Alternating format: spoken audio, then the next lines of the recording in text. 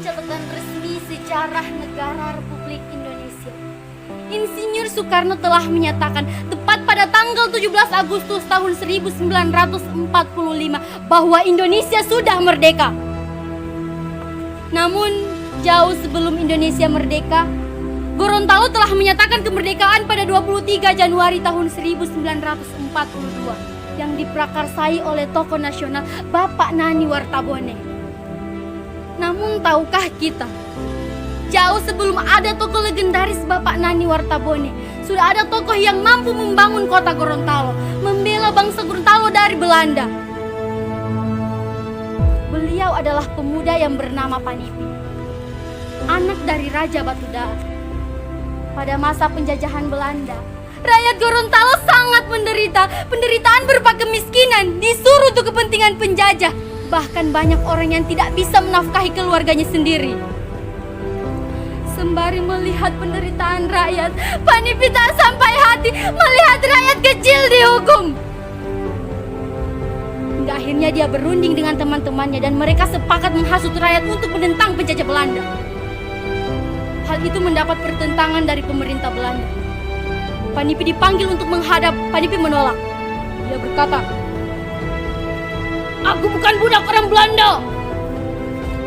Berbagai cara yang dilakukan pemerintah Belanda untuk menangkap Panipi. Namun semua itu hanya sia-sia. Banyak polisi dan tentara Belanda yang mati terbunuh ketika menghadapi Panipi dan rakyat. Cara lain yang dilakukan Panipi yaitu mengirim pasukan ke desa Buah. Mendengar hal itu, Panipi segera memberitahu teman-temannya untuk tetap bertahan dan melawan hingga titik darah terakhir. Sembari memberi semangat, ia berkata, "Kita harus berani melawan penjajah yang telah memelaratkan kita semua. Laki-laki ataupun perempuan harus berani menentang maut kalau tidak ingin diperkosa terus-menerus oleh penjajah dan anak buahnya." Peperangan hebat terjadi di desa Buah untuk pertama kalinya.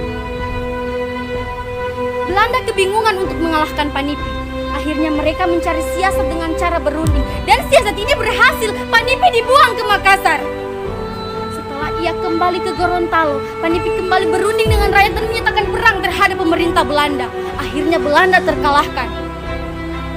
Kegagalan yang dialami pemerintah Belanda membuat Belanda mencari siasat lagi dengan cara menangkap teman-teman dan keluarga Panipi. Akhirnya Panipi menyerah. Ia dibuang ke Ternate. Beradaannya di Ternate menimbulkan kasih sayang rakyat.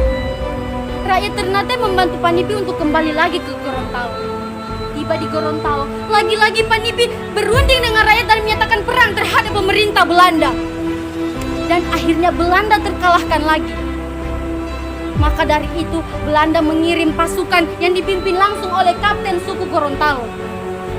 Peperangan hebat terjadi antara Panipi dan Kapten suku Gorontalo yang mengakibatkan banyak tentara kedua belah pihak mati bergelimang darah.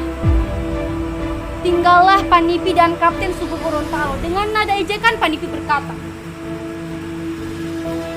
"Lebih baik engkau pulang saja ke kota.